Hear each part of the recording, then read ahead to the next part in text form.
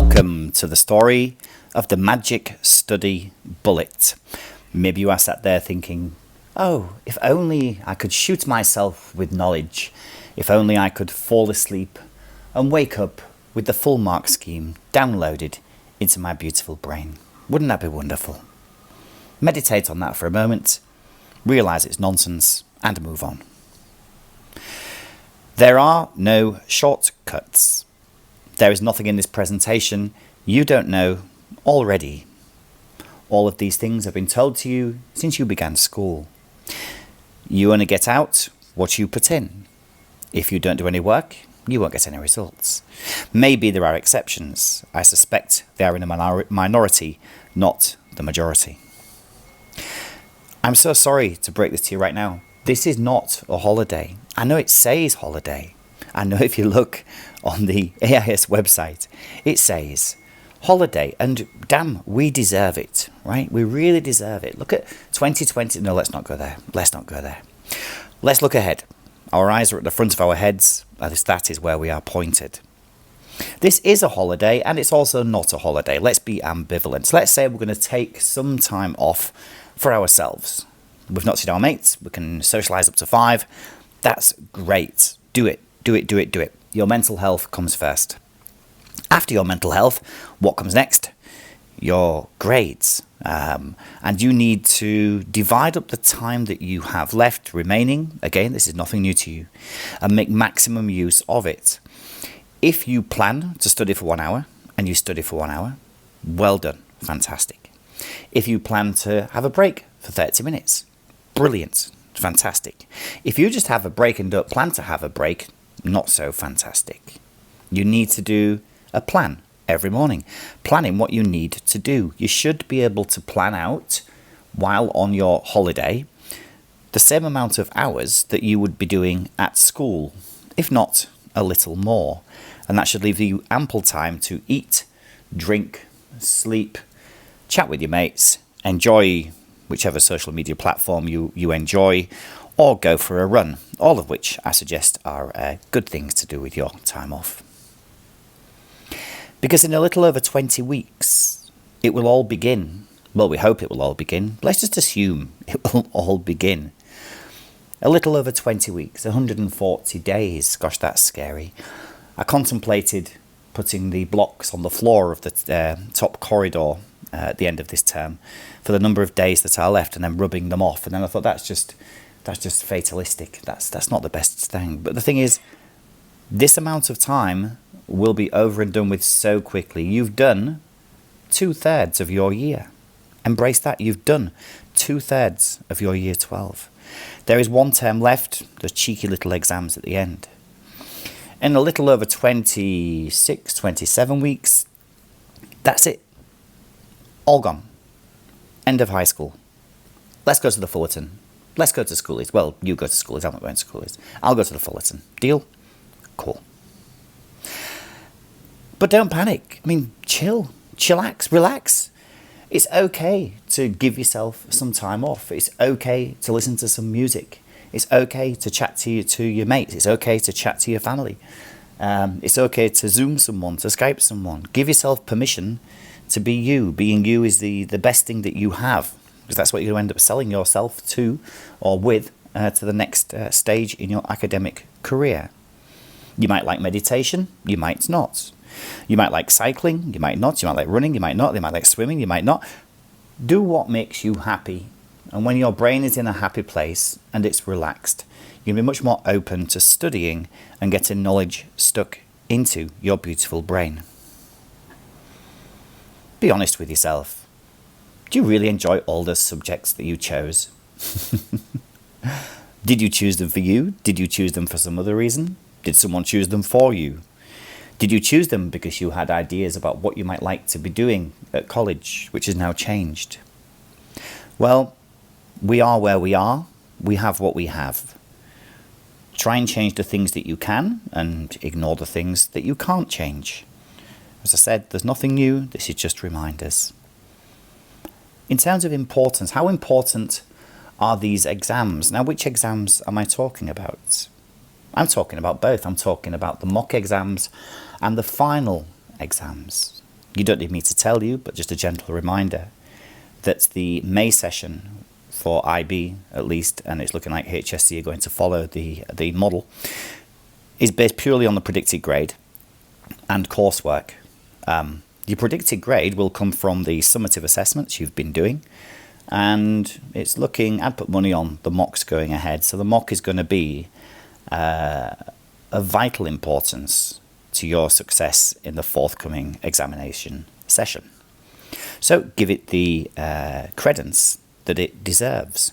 You need to show yourself off in the best light so you can get onto the best course that best suits you, to give you the best opportunity going forward to do whatever you want to do with your life. But at the same time, keep some perspective. How important is the exam, really? Okay? We are all here, thankfully. Touch every piece of wood that's around you. May we long continue to all be here. And I think in terms of perspective, that's number one in terms of importance. Brilliant basics, you know. Make notes that you can read. Make notes that are useful. Don't make notes at all. I know very successful students never made any notes whatsoever. They never opened the textbook. Their preferred learning style is to watch YouTube clips. Or, I mean, I said they didn't make notes, but they were using GoodNotes, or they're using an iPad. You don't have to. If everything works differently for different people. Mind maps, mind maps, mind maps. I will end there. Do the things that work for you. You are now 17, 18, some of you are 19 years old. Hopefully you know that if you wake up at 5 o'clock in the morning and do 1 hour of study, whether that works for you or not, or whether you're better off leaving it until the afternoon, with or without AC, or in the evening, perhaps that suits your preferred learning style.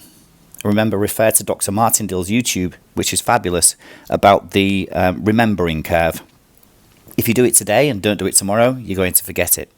If you do it today and do it tomorrow, and do it the day after, do it the day after, do it the day after, for over a week, you've got a much higher chance of that information being retained. You will do fine in your exams if you just retain some basics, but that is going to take some work. There is no magic bullet. Sorry about that. Past paper questions and mark schemes, examiners' reports. Do just as many past paper questions as you possibly can from the biggest pain in the backside areas that you can find in your subjects. Do them and do them again. Look at Alicia Wong's channel, Study Collab, and see about making references and notes and then putting little pretty blue post-it notes on the areas that you want to develop further. If that works for you, it works. There's no right or wrong way to do this. This is a study that was recently published. It's called The Quiet Eye, and the study looked at tennis players and golf players. And they found that the most successful were the ones that were able to completely shut out all distractions. They actually studied the iris, and they had a camera watching the iris of proper professional golf and tennis players. And those that keep their eye on the ball, this is not a metaphor, they were actually doing that. The ones that only watch the ball, nothing else, never looked at the person cheering, they never looked at the umpire, they never even looked at their opponent. All they looked at was the ball. Perhaps there's a metaphor there, okay? Don't look at the opponent. The opponent, I suppose your grades or your university place, but they are a consequence of what you do now. Those are not the things you should be focusing on. You should be focusing on the past paper questions, getting the basics right, being honest with yourself, chilling, and then realizing that you can actually do this. Distractions. Do I need to say this? Turn off your phone. Do some work. And memes. Memes. There are some great ones on Reddit. I know there are, particularly for the IB. And, you know, I almost put one in here. But the point I'm making here is, if you are still watching or still listening to me now, you should be out there doing some work. Maybe should make a meme about that. Please subscribe to Alicia's channel, Study Collab. Watch Dr. Martindale's channel, which is on my channel. And what follows are some wonderful videos. First of all, from Miss Drysdale for English, then Mr. Watson for mathematics, and then from Mr. Hudson for English B. The subjects are kind of irrelevant. It's more about the advice that they give as professional educators. So I hope you find this useful. Don't waste too much time watching videos. Go and get some work done. Have a restful break. I hope you're safe, well, and happy, and come back rested and ready to rock and roll in term 3. Well done, Year 12. Very proud of you. Keep going. Thank you. Hello, Year 12. Miss Drysdale here from English to offer you some study tips on how you can prepare for your mock and final exams this year. Our first tip is to make sure that you're handwriting your work as much as possible. Due to the online learning period, you've probably been typing your responses more so than usual, and this isn't a fair representation of what you can produce in an exam. So you need to be building those muscles, and you need to be practicing handwriting your work to give yourself a fair representation of what you can achieve. Tip number 2 is to know your set texts as thoroughly as possible. So this could be through reading back through chapter and scene summaries, creating a visual map of the plot, looking back through key extracts and key scenes, creating a page for each character in the text. The more thoroughly you know your set text, the more detailed your response will be in the exam. You can practice your English skills through regularly completing past paper questions in exam conditions. And if you don't have the time to do a full past paper, what you can do is look at the question and write a thesis and a detailed plan, which is just as good practice. You can revise your English knowledge through websites such as Quizlet to test your knowledge of techniques and your set texts as well. Exemplar student work is so useful to help you understand what it is that makes a successful answer for each question and each exam paper. So take the student exemplar work, break down the essay, color code it, and make sure that you understand what it is that that student has done to be successful. You can aim to condense everything you know about one text or one topic onto one page and use graphic organizers to group or highlight key information. Put these pages where you'll see them every day so that they're ingrained in your memory. Go back to the rubrics and the descriptions for the modules or the parts that you have been studying and highlight keywords in the description to make sure that you know what is required to do well. Your teachers will have provided you with resources either through our Google Sites or on Google Classroom. Make use of these and ask your teacher if you're unsure.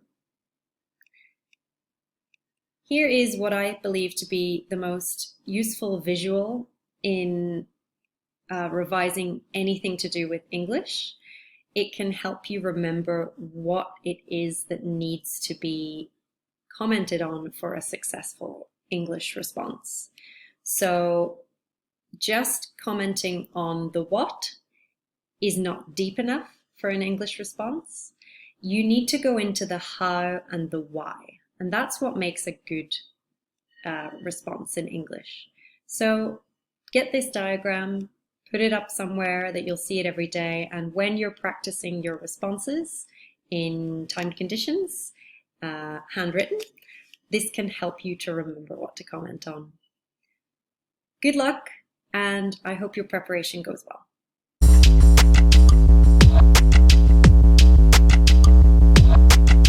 Hello everybody, this is Mr. Watson and I've got a short video for you in relation to mathematics and some revision strategies and reminders.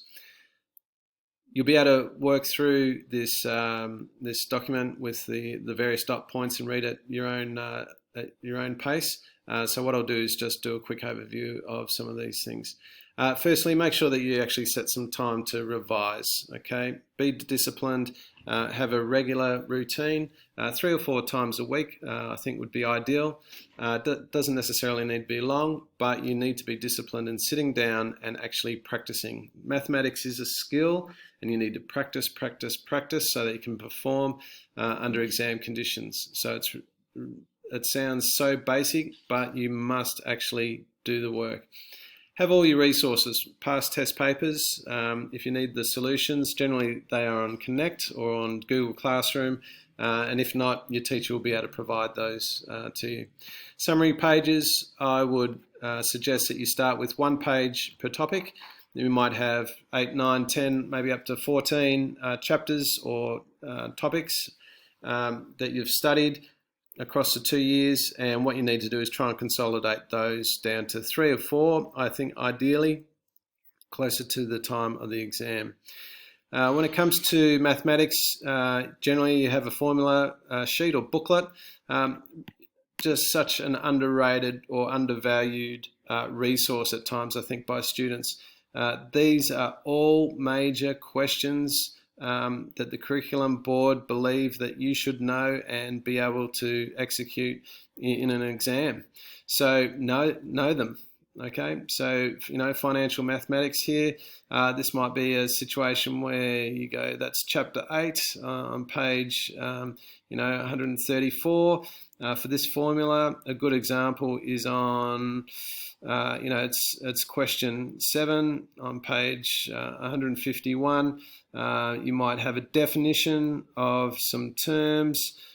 You might do a diagram of that's related to various formula or whatever it might be. So it might be down trig, have your A, B, C, and so you can readily relate the formula to a diagram or particular type of question. Make sure that you go into the exam knowing the formula sheet. Don't waste exam time trying to find things or learn the things on the formula sheet. Also, practice exam questions. Check with your teacher, but generally it works out to around 1 mark for every minute and a half that you get in an exam. Do the same. So even if it's a section or one particular question might be 6 marks, give yourself 9 minutes to do it. Set the stopwatch and see how you go. Train yourself to perform under exam conditions. Lastly, many of you will be aware of this one, Study Collab on YouTube. Former AIS student Alicia and friends put a fantastic resource there with real specific strategies, techniques, and some great videos there for you. So all the very best in your efforts in revision. Make sure that you're talking with teachers, and good luck.